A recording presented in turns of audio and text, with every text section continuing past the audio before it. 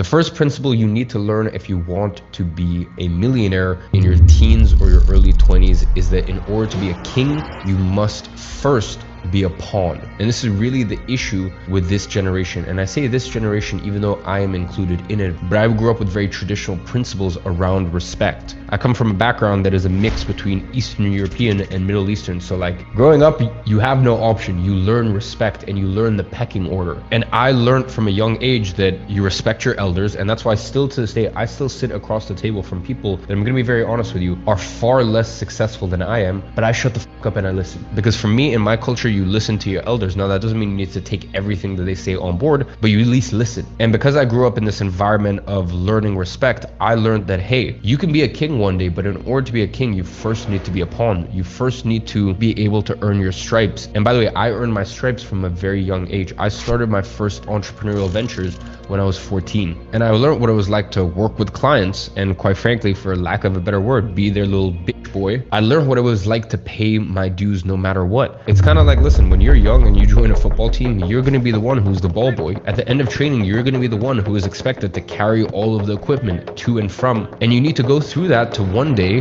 become the captain. You don't just come in, especially as someone who is young, and become the captain all of a sudden. And that is the issue with today's social media bullshit society. They look at things and they look at people and they go, okay, I'm going to jump from here to here, and I deserve that for some reason. And I even get this to this day. People say, hey, Iman, why do you recommend business models that you used to do?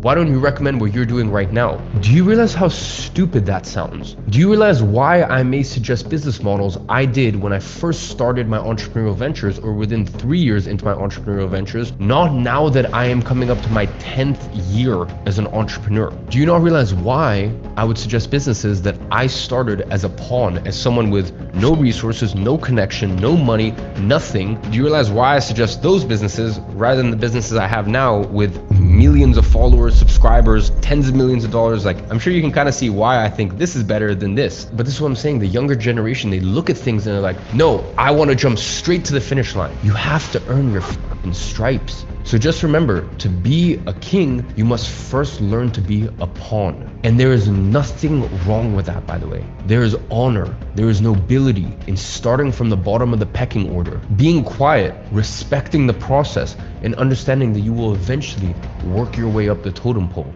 Now, the next principle for teenagers to become millionaires is dress to elevate.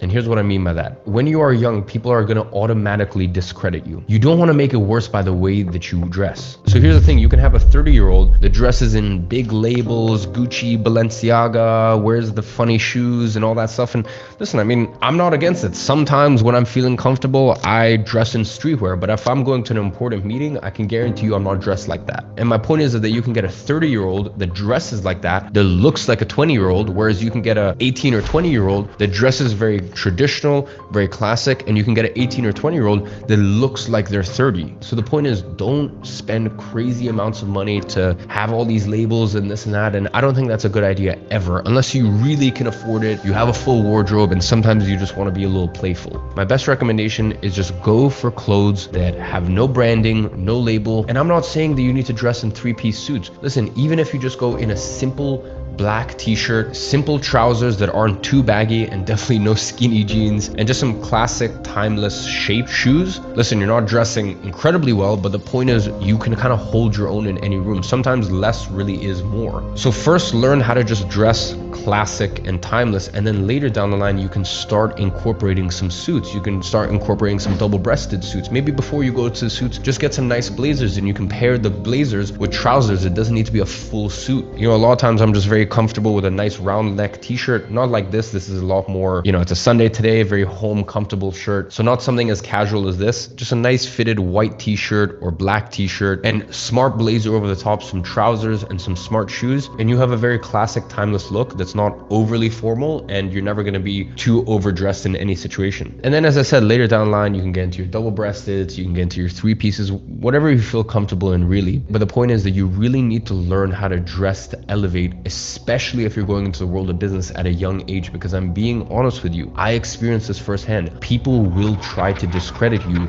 because of your age. So don't give them any excuse or reason to make it an even bigger thing than it needs to be. So dress older than you are. Now, the third principle for teenagers to become millionaires is have something external that humbles you. And here's what I mean by that. There's a lot of people who are young with a lot of ambition in their life, but the issue is there's nothing in their life that has humbled them. Things that will humble you: combat sports. Business will humble you, because no matter how good you are, when you get in the world of business, the market will tell you how good you are. I'll give you a perfect example. I remember when I was 17 years old, I had gotten up to, I think, 15 or 20 grand in my business at that point. I dropped out of school the month prior and I hired my first employee, full-time employee at $50,000 a year, which, by the way, for a first employee was like, at 17, that was big for me. And I'll never forget it. This person even moved country to join my company, aka just me. And within 3 to 4 days, he quit, packed up his stuff and went back to his country and was like, I do not enjoy this work. And I remember it was one of the very few times I've ever cried in my life. I remember talking to my mom and just crying and just being like, wow, I feel like a failure. Your business is taking off and you're hiring your first employee and they leave because A, the work isn't enjoyable enough, or potentially, and this is something I had to face at the time, maybe I just really wasn't an inspiring leader. Maybe I wasn't the sort of leader where my team was like, I would follow you into war. And things are very different now that I have 150 employees. We get 40,000 people a year applying to work at one of my companies, because I was humbled when I was 17 that, hey, maybe you're not as good as you think you are. Maybe you think that you're this little child prodigy. Are you sure about that? Let me humble you. So whether it's business, whether it's combat sports, you need something external in your life to humble you and put you in your place. Because the thing is, especially if you earn a lot of success at a young age, you're gonna start to think you're hot shit. And if you don't have anything to humble you, you will end up becoming your worst enemy. The next principle you need to follow is no casual dating. Either something serious or nothing at all. Listen, if you are in your teenage years or your early 20s, either you go for something serious, no casual dates, no casual flings, stuff like that. Listen, you are a man in your early years. Make something of yourself and either have a partner early on that will support you through that as something serious, or none of this casual Hinge, Tinder, blah blah, all this bullshit. None of this casual dating bullshit, because let me tell you something, it is taking you away from your best years to build. And the other thing is, we live in a very brutal dating culture. I'm gonna be very honest with you. So why be 19 trying to navigate this crazy difficult dating culture where there's successful men all around the world that through Instagram and all of these other mediums have access to all these women? Why would you at 19 try to compete with that? Either you have that serious girl that holds it down for you, or don't try to casual date. If you want a casual date and have your fun, and listen, I'm speaking as someone who has had both sides of the equation, and to this day, I still like to have my fun. There's nothing wrong with it, but I put my head down and worked like a dog for years and years. And I remember even being 19, 20 and being a multi-millionaire, and I said to myself, what's the point of me really focusing on women and having fun and enjoying myself with all these women when girls don't want guys who are 19 or 20? And you need to understand this. As a guy, you become most attractive once you get past the age of 25. Really, from 25 to 35 is when you're most attractive to women, and it really only starts at 25. So I remember even being 19 or 20, and I'm like, yes, this is great, I'm a multi-millionaire, I'm all these things, but like, let me just keep working. Like, I'm on a roll, I got momentum, let me just keep this going rather than trying to have the most fun and date girls and blah blah and all this crap. So as I said, no casual dating. Either you are dating someone serious that you're like, this woman could be that day one for me. And by the way, that day one girl, listen, please take this coming from me, there is nothing on earth that is more valuable than that. If you've got a day one girl and you manage to get a day one girl, you know, all these girls on a yacht, private jet, blah, blah. I have done and still do all these things. But I understand that that does not come remotely close to a day one girl who is there for you from the jump, from day one. So either aim for that, because by the way, that is the most valuable thing you could ever get in life. I'm telling you this. So either you get that, or just don't casual date, because you are in your building phase. You have so long, especially as a man. And I know I keep talking to men, and I understand that there's I think 10% of my audience is women. And I always do say I make content specifically for men because I grew up without a dad. I had to learn all this shit myself. So that's why I speak to the young men out there. But I know a lot of women still watch my videos and take lessons from men, stuff like that. So as I was saying, keep your head down, keep focused, no casual dating bullshit. And then once you've made something of yourself, pop your head up and then you can have a little bit of fun before eventually, hopefully one day you find your actual queen. Principle number 5 is keep your circle small, but your influence large. And here's what I mean by that. There is nothing wrong with many people knowing you or with you having many acquaintances, but you should have very few friends. And here's the thing, most people in this bullshit fake life don't know the difference between an acquaintance and a friend, because most people don't understand what true loyalty is. They are around people that they don't like. They're around people for clout or money and this and that. And that's why, by the way, it's so important to get yourself strong first. So this way, people later down the line can't throw money or women or clout at you and you're impressed by it. You need to make yourself strong. You need to make yourself a fortress. But back to the point, keep your circle tight, but your influence large. Many people can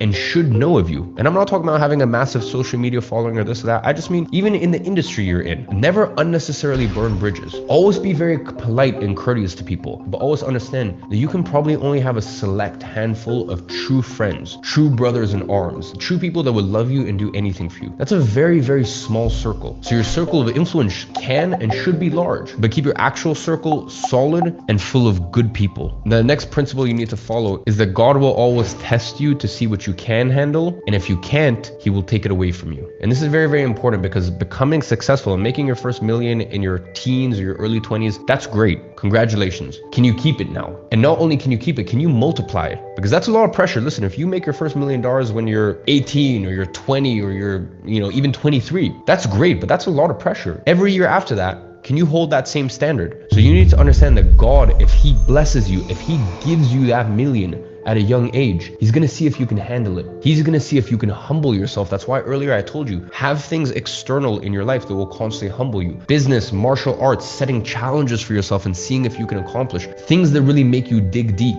Because here's the thing, if you don't have these external things to humble you, if you don't humble yourself, God will humble you. And when God humbles you, it's with a ferocity you can't even imagine, because you're not ready for it yet. As quickly as it's given, it's taken away, and you need to understand these things. So as long as you go into it with a mindset that when you make your first million, you're not going to be driving around in the G-Wagon and you're going to go to the bank like a idiot and take out $30,000 in cash so that way you can do an Instagram story where you spread all the money in your hands, and now all you do is listen to Lil Baby in your rented G-Wagon and pop bottles at the beach club, and now your business is just on autopilot. God will put you in your place. So before that happens, put other things in place. I've already given a few, but even if you can get an older mentor, an older confidant to look at you and be like, you ain't doing it once is nothing special. You're only a legend if you can do it back to back. That's when you're a legend. Now, the last principle to tie it all together is invest early and invest as much as you can. Here is the thing. If you make money at a young age, try to get away from you as soon as possible. I'm talking about property.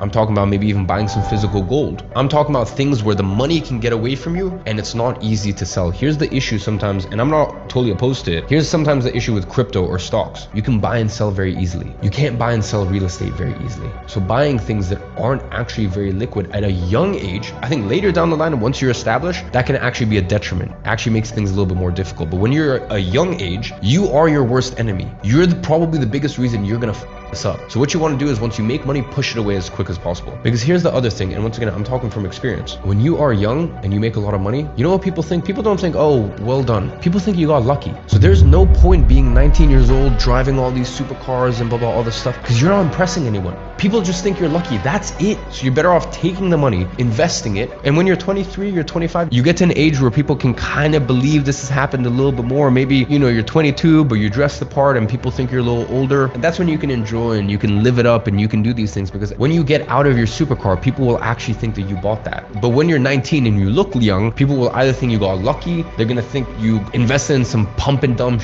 coin, or they're gonna think daddy's money. So while you're trying to flex, and let's be honest, if you're young and you're buying these supercars, you're probably trying to flex. It's not even having the intended effect. So just tell yourself, you know what? Any money that comes in, I'm gonna invest as much as I humanly can. I'm gonna make myself solid, and I'm gonna enjoy these things a little later down the line. So ladies and gentlemen, I present to you these principles as someone who can speak to you more realistically, because let's be honest, a lot of these YouTube videos you watch online are some 50-year-olds that lived in a different generation and don't understand that, hey, there's nothing wrong with wanting beautiful women around you. There's nothing wrong with wanting money, having nice cars, all these things. There's nothing wrong with that. But there's a way to do it. There's a time and a place. So I'm just coming here and speaking to you guys from experience.